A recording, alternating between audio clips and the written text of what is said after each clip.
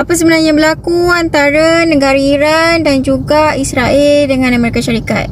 Kenapa Israel dengan Amerika Syarikat berpakat untuk pergi serang negara Iran? Sebenarnya, sejak tahun 90-an lagi, Benjamin Netanyahu ni dianggap Iran sebagai ancaman. Pada 6 Februari, Amerika Syarikat dengan Iran, diorang buat rundingan nuklear secara tak langsung di Muscat, Oman. Dan Menteri Luar Negeri Oman iaitu Badr bin Hamas Al-Busaidi, dia yang jadi orang tengah. Kiranya rundingan secara tak langsung ni maksudnya belum ada persetujuan yang muktamad lagi dan masih dalam peringkat rundingan. Lepas tu pada 27 Februari, Badr bin Hamas Al-Busaidi, dia kan yang jadi orang tengah dan diumumkan yang sudah ada breakthrough dalam rundingan. By agreeing a very important breakthrough that has never been achieved any time before.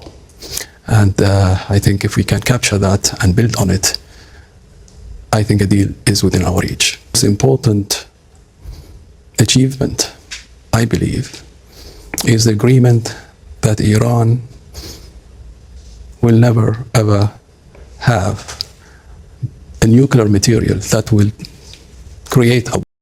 Jadi Badr bin Hamas Al-Busaidi cakap Iran dilaporkan setuju secara prinsip yang diorang tak akan menyimpan uranium diperkaya. Uranium yang diperkaya ni merupakan bahan utama untuk buat senjata. Selain daripada itu, Iran juga setuju yang International Atomic Energy Agency IAEA akan pantau benda ni. Setuju secara prinsip tu maksudnya Iran setuju, tapi perjanjian secara rasmi macam dokumen-dokumen yang perlu ditandatangani tu belum dibuat. Kemudian pada 28 Februari 2026, Presiden Amerika Syarikat iaitu Donald Trump telah isytiharkan perang dengan negara Iran. Lepas tu Amerika Syarikat dengan Zionis Yahudi Israel ni, diorang pergi serang negara Iran.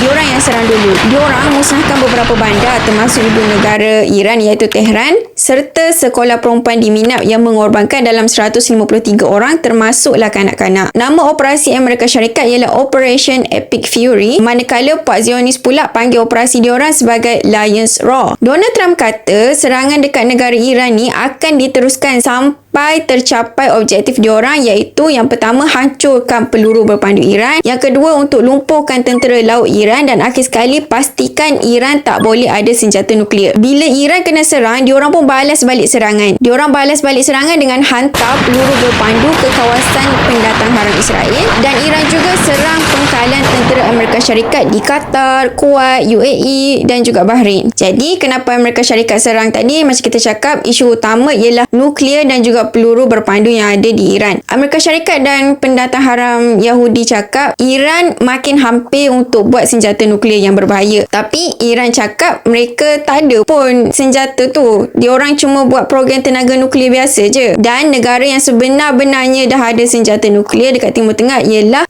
dekat kawasan pendatang haram dekat Israel. Selain itu, Donald Trump dan juga penjajah haram Yahudi ni diorang rancang sebenarnya untuk jatuhkan juga rejim kerajaan Iran sekali. Kenapa dunia sekarang risau akan konflik ni? Sebab banyak negara Timur Tengah kemungkinan akan terlibat sekali. Selain daripada itu, harga minyak boleh naik secara mendadak, dan jika konflik ni berlarutan, mungkin negara-negara berkuasa macam Rusia ataupun China akan turut masuk campur dalam konflik ni.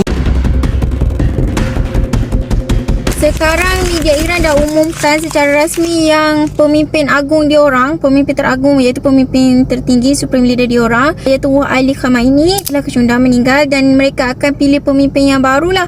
Andai kata pemimpin yang baru ni lebih hadapan, lebih agresif, kemungkinan peperangan yang berlaku antara Amerika Syarikat, Israel dan juga Iran ni akan berlanjutan.